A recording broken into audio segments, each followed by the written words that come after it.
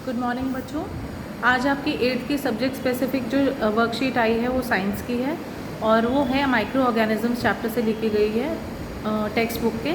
तो micro organisms क्या होते हैं? Micro organisms are those organisms which can not be seen through the naked eye और which we have to see only through the microscope, इसलिए उनको micro organisms कहा जाता है। माइक्रो ऑर्गेनिजम्स जो होते हैं they are not only are enemies, सिर्फ बीमारियाँ बेचारे नहीं फैलाते बल्कि हमारे यहाँ काम भी आते हैं। They are friends also. Okay, so how they are friends? हमारी जो एग्रीकल्चर में देखा जाए, सॉइल फर्टिलिटी में देखा जाए और खाने में देखा जाए और काफ़ी सारी चीज़ों के प्रोडक्शन में, एंटीबायोटिक्स में देखा जाए, बनाने में, दवाइयाँ बनाने में देखा जाए, तो micro organisms are quite important for us. ठीक है, तो माइक्रो ऑर्गेनिजम्स जो हैं वो सिर्फ बीमारियाँ ही नहीं फैलाते हैं, हमारे काफ़ी काम भी आते हैं।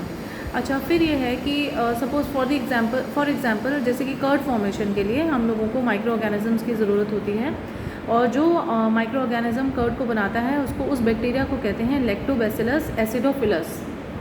लैक्टोबैसिलस इसका फर्स्ट नेम है जिसे कि जेनेरिक नेम कहा जाता है और एसिडोफिलस जो है वो इसका स्पेसिफिक नेम है जिसको सेकंड उसका वर्ड कहा जाता है। ठीक है, जैसे हम सपोज़ मेरा नाम है ममता छाबड़ा, ठीक है, तो ममता मेरा फर्स्ट नेम है, छाबड़ा मेरा सेकंड नेम है।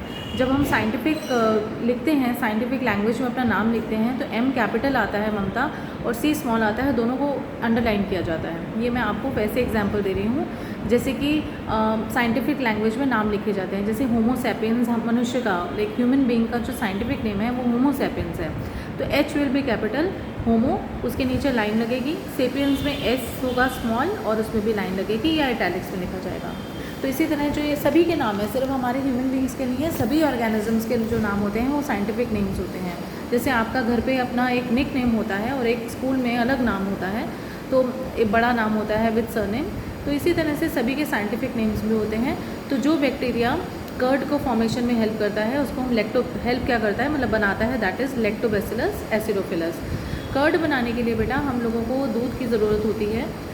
दूध के क्या होता है कि हम थोड़ी सी जो दही है, मम्मा उसको रात को उसको अच्छी तरह से मिक्स करके फेंट के उसके अंदर डाल दे देती हैं और जब हम सुबह उठते हैं और उसको फिर कवर करके किसी थोड़ी सी हॉट सी जगह पे रख देती हैं। जब हम सुबह उठते हैं तो वो दही जमी होती है। ठीक है, तो ऐसा रात में क्या हो गया कि दही जम गई, दूध की दही बन गई।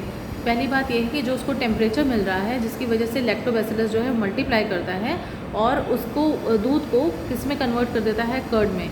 इसके लिए दूध ना बहुत ज़्यादा ठंडा होना चाहिए, ना बहुत ज़्यादा गर्म होना चाहिए और उसको थोड़ा सा हॉट टेम्परेचर ज़्यादा पसंद है।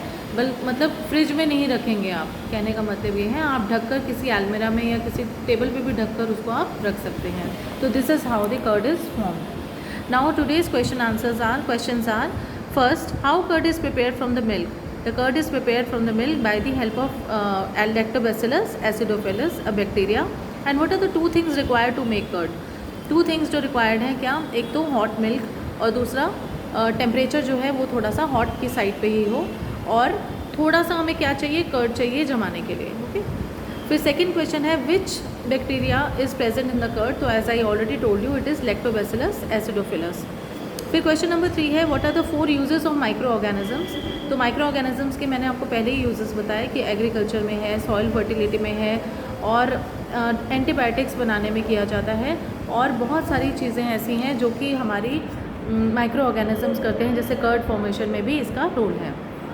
फिर है question number 4, which milk products makes you happy. आपको कौन सा मिल्क प्रोडक्ट हैप्पी रखता है? भाई मुझे तो आइसक्रीम बहुत अच्छी लगती है, तो I am happy with the milk product that is ice cream. तो आप भी अपनी लिख सकते हैं कि आपको क्या पसंद है, कोई कर्ड भी लिख सकता है, कोई पनीर भी लिख सकता है, एनीथिंग यू वांट। फिर भी आपको कोई क्वेश्चन समझ में ना आए, कोई प्रॉब्लम हो तो you can ask me. Take care, good day.